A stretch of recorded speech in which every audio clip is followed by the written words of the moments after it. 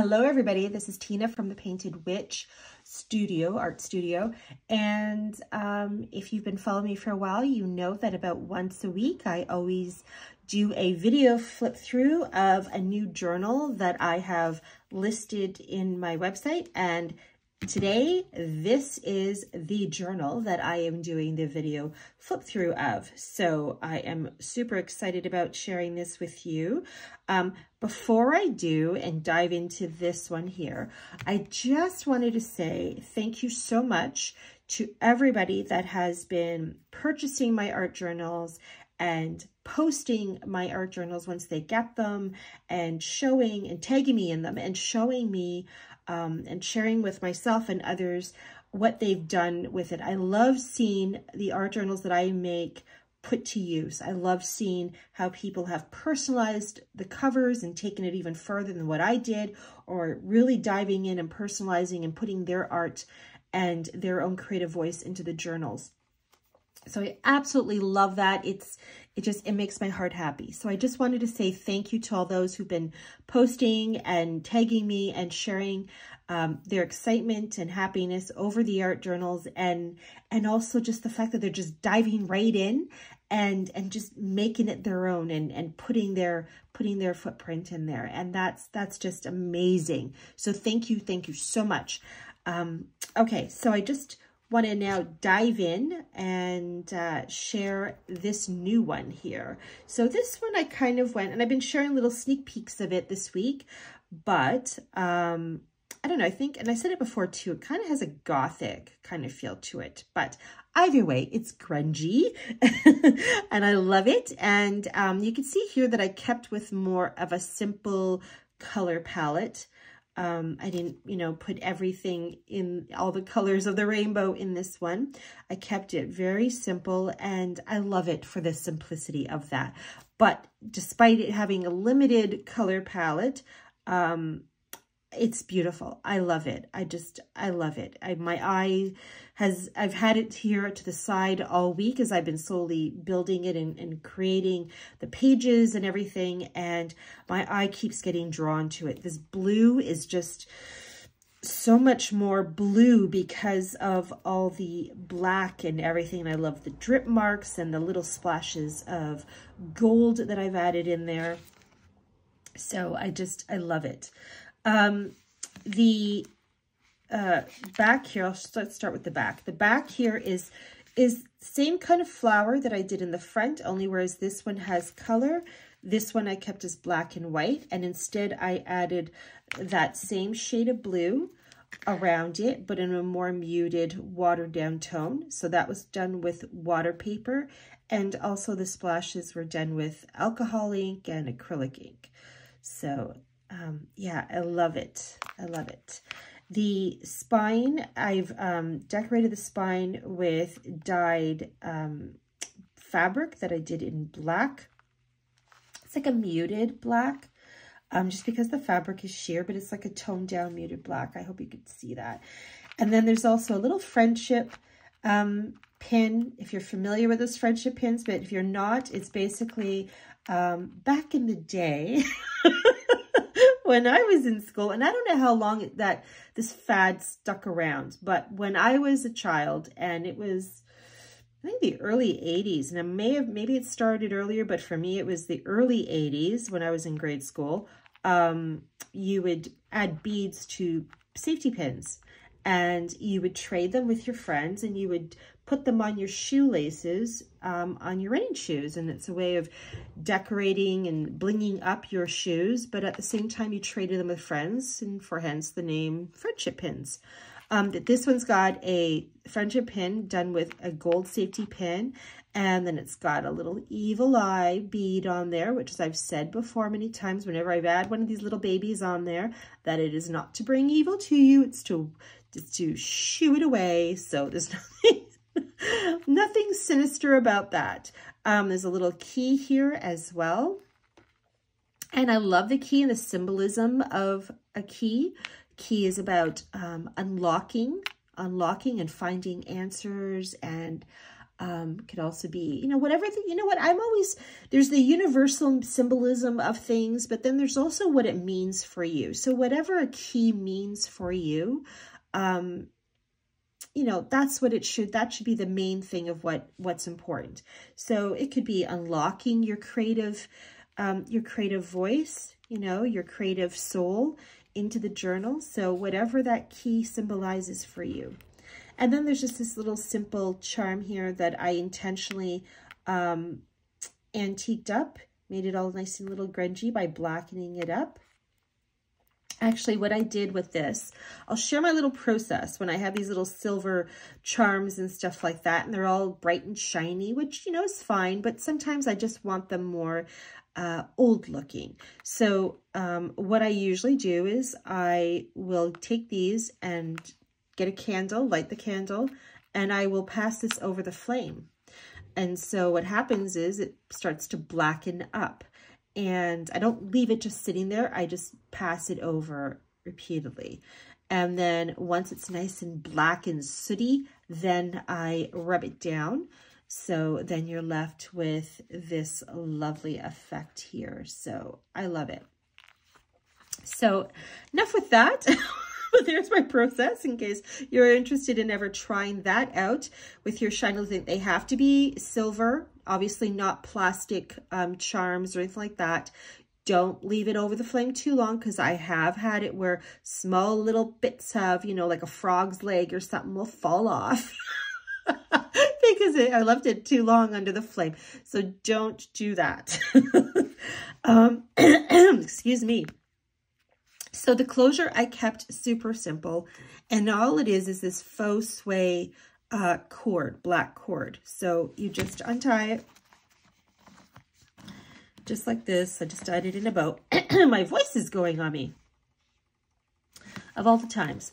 And it just, that's it. And then all I did was, so it's not going over the spine of the fabric, over the fabric, I mean, I just tucked it under because it's like that.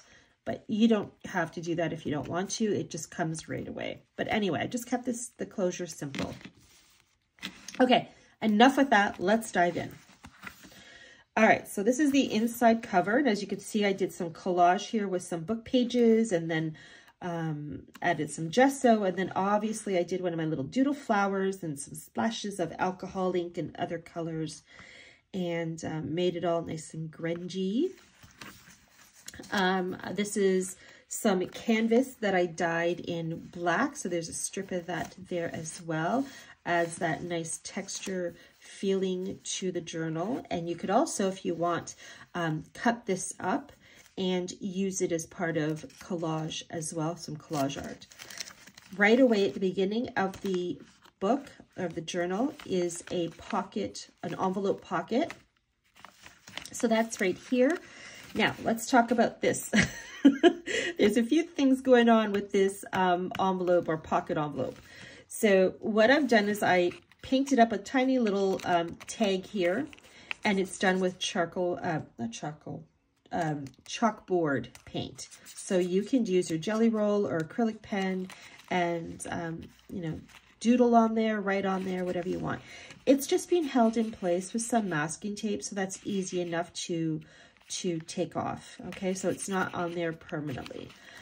Inside, I have added a few little goodies, obviously the usual with some collage papers. And again, I'm keeping with the theme of a simple color palette with little tiny spots of color, where a lot of the collage is done with black. So there's just little simple ones in there. But what's also in here, which is different than what I normally put in, is, hold on here, there we go, is this little tiny mini, a mini art journal. So again, it was just done in black. It's super simple. I just doodled on one of my flowers. You can change that up if you want. You can put some collage on there and cover it up. I left the back blank, so you can do whatever you want with it. Added some fun little color on the side with some yarn. And then inside, and again, this is super tiny mini, and because it's so small, The normal reinforcement I always add on my spines, which is, I always add like drywall tape that I glue on. It's not the drywall tape that has an adhesive on it or anything. Let me show you. In case you're interested in, like, this is the roll, okay? Look at this. It's a journal flip through and a lesson all in one. And this is just a piece of it. So I tend to glue that on there, and it helps reinforce the spine because the spine gets a lot of, you know, wear and tear from opening and closing. So it's going to feel a little stiff when you open it up because of that, especially because it's small, but that's just because of the drywall tape and holding all that together. So inside it's just simple little black pages of different sizes, and I actually just, it's one staple holding it in. So I tried to have it where it was just the yarn, but you know what? It was too slippy slidey and coming out. So I decided to staple the little babies. I was going to say little buggers. The little buggers in. Okay, let me just say it. Instead of the little babies, the little buggers in. But yeah. So anyway, that's tucked in there as well. So let's move on. So some book pages here, one of my doodle flowers there.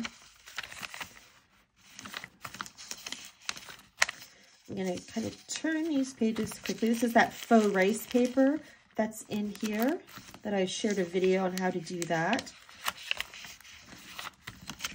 Some collage. This is beautifully textured on the other side, and there's some sparkle. There's a little bit of color there with one of my collage paper scraps. This here, that's lined paper, some tracing paper, pattern paper, music sheets, journal paper. This opens up like that.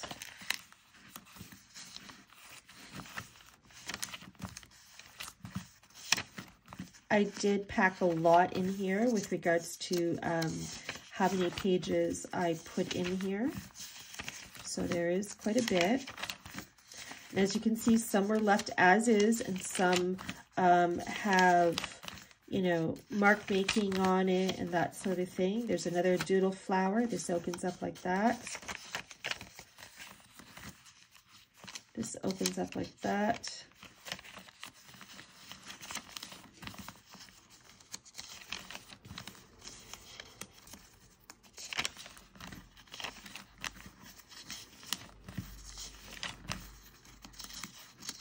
Your book pages from different places, different types of books.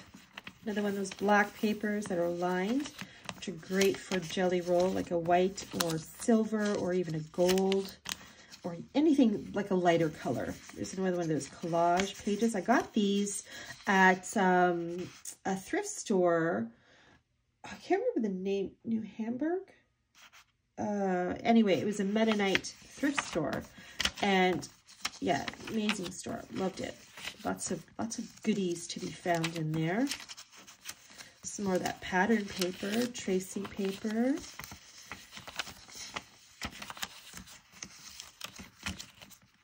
This opens up like that. Some more of that faux rice paper.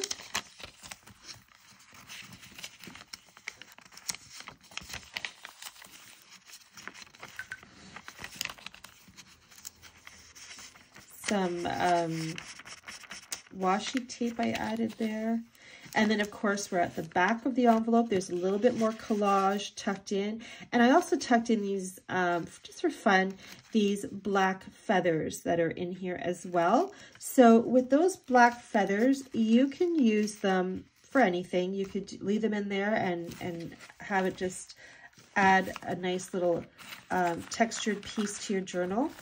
You could also take them and use them to create another sort of mark making tool. So you could use it to do some mark making by dipping it into ink.